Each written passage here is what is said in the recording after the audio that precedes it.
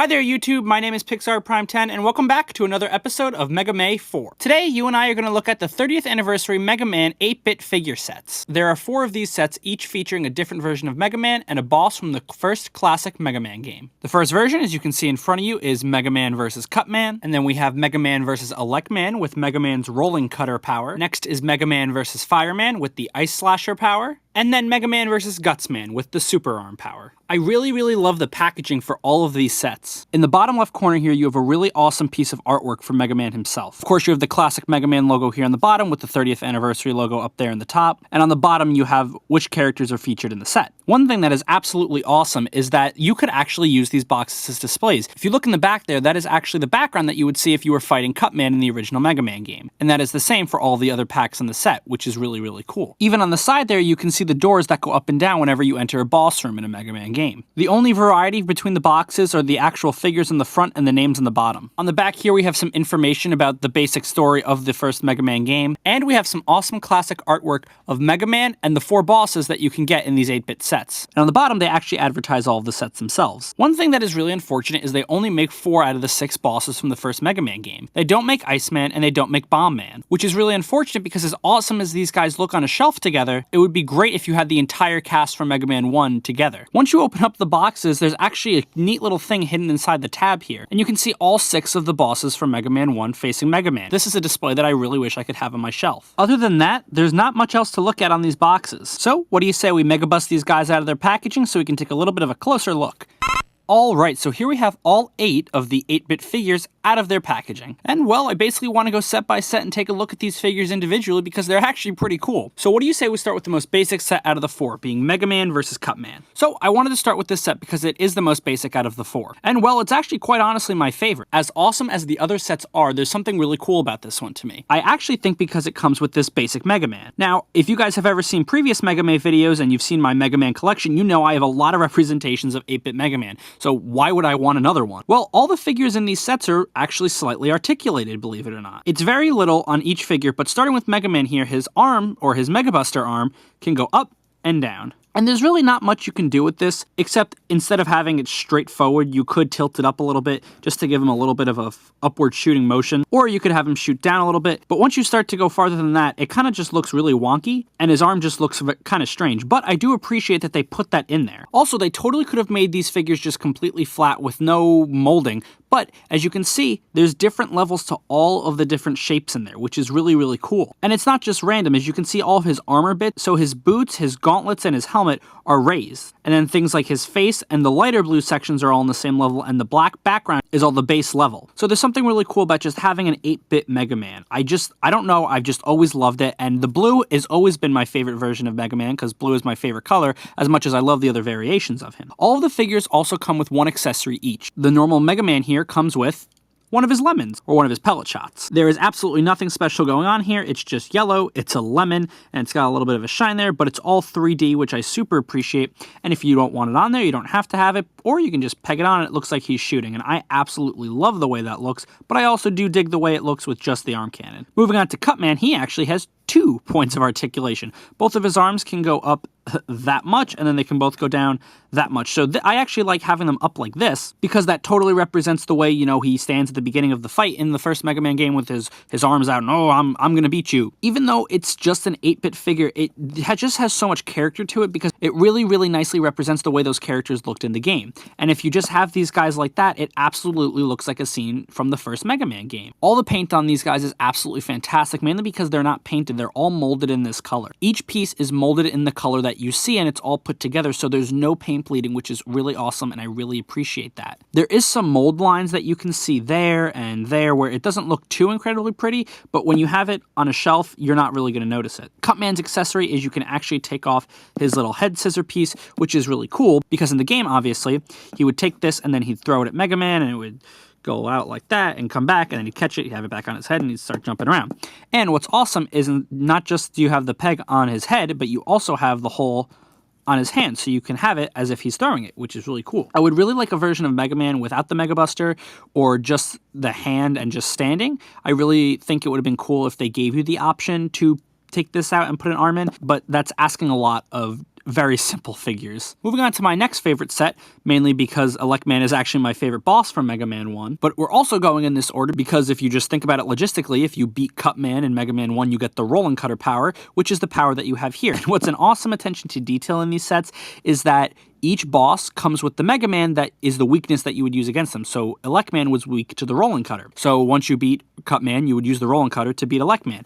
And here we basically have the same mold for Mega Man, except he doesn't have his Mega Buster anymore, he just has his arm. Which is why I was saying I kind of wish that you could interchange them, but it makes sense for this version of Mega Man to have the arm. If he doesn't shoot anything when he has the Rolling Cutter, you actually get 2 of these if you have both sets. If you want to have Cutman hold one, but also have one on his head, I don't know why you would, but you can. Or if you wanted a display where Mega Man is throwing multiples of these at a time. I don't think you could in the game, but if you wanted to have that, you could. So you can put that on there, and just like the Mega Buster version of Mega Man, you have the up and down motion, and the basic white and gray color scheme, because that's the colors that you would have with this weapon. Not really anything special, but nonetheless still cool. With Elec Man here, just like Cutman, you have articulation in both of the arms, and then you have this arm, which can raise back here, and so his accessory is he comes with a lightning bolt, right? And if you play Mega Man 1, you know this is not what Elec Man's weapon looks like, the Thunder Beam. In the game, he shoots out one wavy lightning bolt this way, and then another one that goes up, and another one that goes down. And they're very wavy. They don't look like normal lightning bolts.